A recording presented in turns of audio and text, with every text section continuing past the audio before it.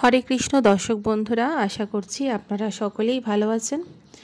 আজ আমাদের ইসনা পরিবারের তরফ থেকে আপনাদের সকলকে জানাই শুভ অক্ষয় তৃতীয়ার আন্তরিক শুভেচ্ছা ও অভিনন্দন।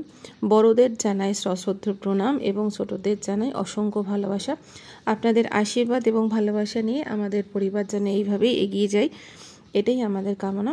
আপনারা আমাদেরকে আশীর্বাদ করবেন, ভালোবাসবেন এবং এইভাবেই আমাদের পাশে থাকবেন। আজ শ্রীমদ্ ভগবত গীতার সপ্তম অধ্যায় বিজ্ঞান যোগের 20 নম্বর শ্লোকটি পাঠ করব। এর সাথে সাথে অনুবাদ এবং তাৎপর্য বিশ্লেষণ করব। আসুন তবে শুরু করা যাক। কামৈস্ততৈর্হৃত জ্ঞানা প্রপদ্যন্তে ন দেবতাঃ তম তম নিয়মমাস্তায় প্রকৃত্য়া নিয়তাশয়াঃ। অনুবাদ: জড়কামনা বাসনার দ্বারা যাদের জ্ঞান অপহৃত হয়েছে তারা অন্য দেবদেবী শরণাগত হয় এবং তাদের স্বীয় স্বভাব অনুসারে বিশেষ নিয়ম পালনপূর্বক সেই দেবতাদের উপাসনা করে। তাৎপর্য: যারা সমস্ত জড়কলুষ থেকে মুক্ত হতে পেরেছে তারাই পরমেশ্বর ভগবান শ্রীকৃষ্ণের চরণে আত্মসমর্পণ করে তার প্রতি অভিযুক্ত হয়। যতক্ষণ পর্যন্ত জীব জড়জগতের কলুষ থেকে সম্পূর্ণভাবে মুক্ত হতে না পারছে ততক্ষণ সে স্বভাবত অভক্ত থাকে।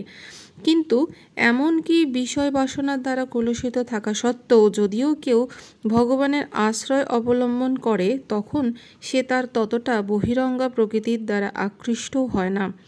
যথার্থ লক্ষ্যের প্রতি অগ্রসর হওয়ার জন্য সে শীঘ্রই সমস্ত প্রাকৃত কাম বিকার থেকে মুক্ত হয়।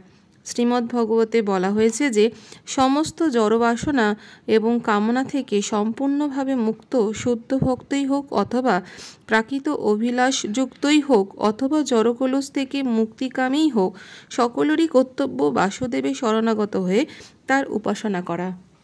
শ্রীমদ্ ভগবতে বলা হয়েছে অকামহ সর্বকাম বা মোক্ষকাম উদারধি তীব্রেণ ভক্তি যোগেন যজেতে পুরুষম পরম। যে সমস্ত স্বল্পবুদ্ধি সম্পন্ন মানুষের পারমার্থিক জ্ঞান অপহৃত হয়েছে তারাই বিষয় বাসনা তাৎক্ষণিক পূর্তির জন্য দেবতাদের শরণাপন্ন হয়।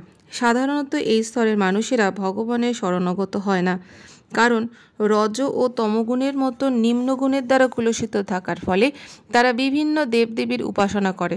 দেবতা উপাসনা বিধিবিধান পালন করেই তারা সন্তুষ্ট থাকে।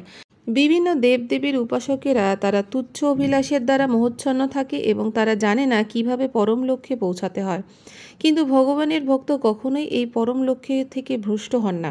বৈদিক শাস্ত্রে ভিন্ন ভিন্ন উদ্দেশ্য সাধনের জন্য ভিন্ন ভিন্ন দেবদেবীকে পূজা করার বিধান দেওয়া হয়েছে। যেমন রোগ নিরাময়ের জন্য সূর্যদেবের উপাসনার করার নির্দেশ দেওয়া হয়েছে।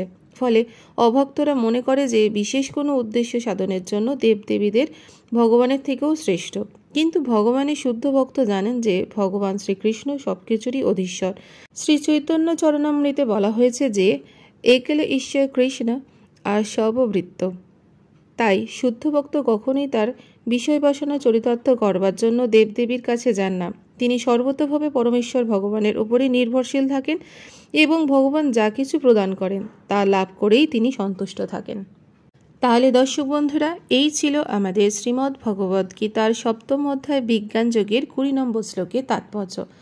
আগামী পর্বে আপনাদের সাথে আবার দেখা হবে পরবর্তী শ্লোক নিয়ে। আপনারা ভালো থাকুন, সুস্থ থাকুন। রাধে রাধে।